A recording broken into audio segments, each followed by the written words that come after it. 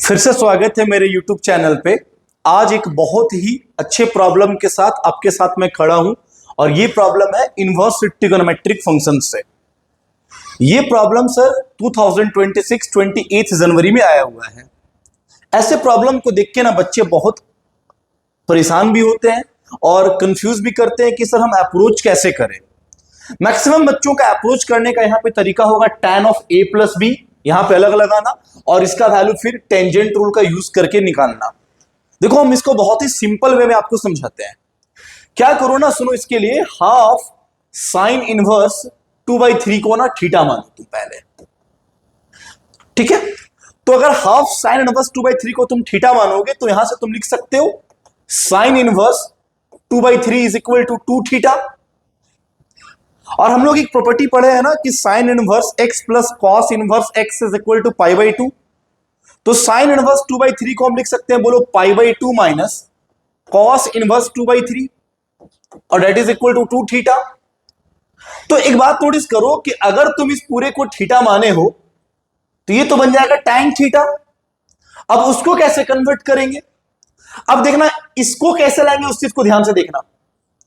मेरे पास cos inverse 2/3 दिख रहा है तो इसको एक काम करो 1/2 से मल्टीप्लाई करो। तो 1/2 से मल्टीप्लाई करोगे तो हो गया π/4 minus 1/2 cos inverse 2/3 is equal to theta. 2 cut जाएगा, ये प्लस थीटा इधर आके माइनस थीटा, मतलब π/4 minus theta is equal to half cos inverse 2/3। तो क्या हुआ ना कि जब इसको हम थीटा माने ये टर्म बन गया मेरा π/4 माइनस थीटा। तो k का वैल्यू क्या हो गया, tan π/4 अब प्लस π/4 माइनस थीटा अब प्लस tan थीटा। देखो यहां से k इज इक्वल टू क्या हो गया, π/4 प्लस π/4 π/2 और tan π/2 माइनस थीटा cot थीटा प्लस tan थीटा।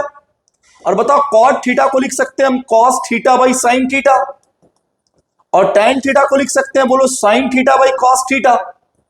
तो अगर अपन एलसीएम लेंगे सर तो एलसीएम हो जाएगा ना sin theta into cos theta, sin theta into cos theta.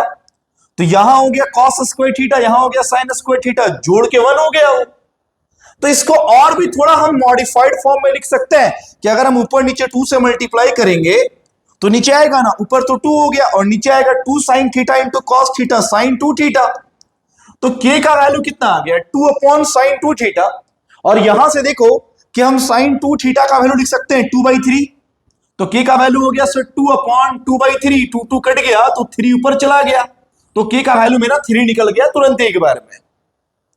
अब जब k निकल गया तो क्वेश्चन मेरा आगे क्या है, then the number of the solution of the equation sine inverse kx minus 1 is equal to sine inverse x minus cos inverse x। Number of solution जो उस इक्वेशन को सेटिस्फाई करेगा, मतलब x के कितने वैल्यू उस इक्वेशन को satisfy करेगा वो मुझे बताना है। और इक्वेशन क्या है आपका, sine inverse kx minus 1 that is equal to sine inverse x minus cos inverse x। अब k का वैल्यू हम लोग यहां पे 3 सब्स्टिट्यूट करेंगे तो sine inverse 3x minus 1 is equal to sine inverse x को वापस लिख दे π/2 माइनस कॉस इनवर्स x और अगेन cos इनवर्स x है।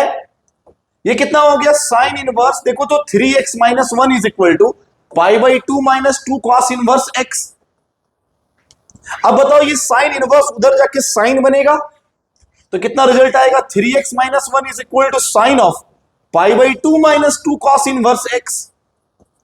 अब एक बात बताओ सर, ये दिख रहा है ना साइन π/2 माइनस थीटा और sine π/2 minus theta that is equal to cos theta, मतलब cos 2 cos इनवर्स x।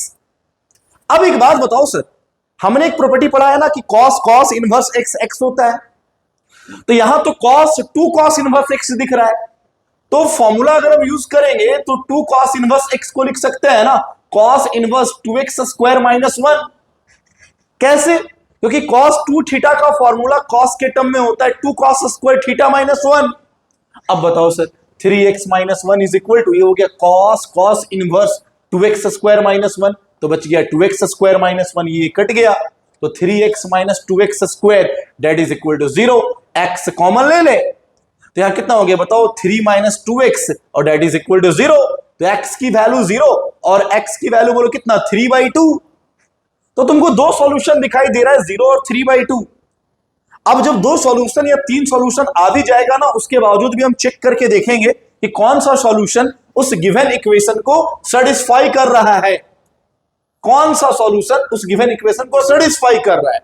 तो अगर हम x इक्वल टू 0 लेंगे तो k into 0 0 sine inverse -1 that is equal to -π/2, और ये साइन इनवर्स 0 0 और कॉस इनवर्स 0 π/2, बट एक माइनस आएगा तो -π/2।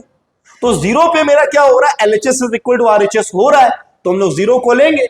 लेकिन जब हम लोग 3/2 को सब्स्टिट्यूट करेंगे ना, तो उस इक्वेशन को सेटिस्फाई नहीं करेगा। तो इसका मतलब सर इकलौता सॉल्यूशन होगा, ओनली वन सॉल्यूशन।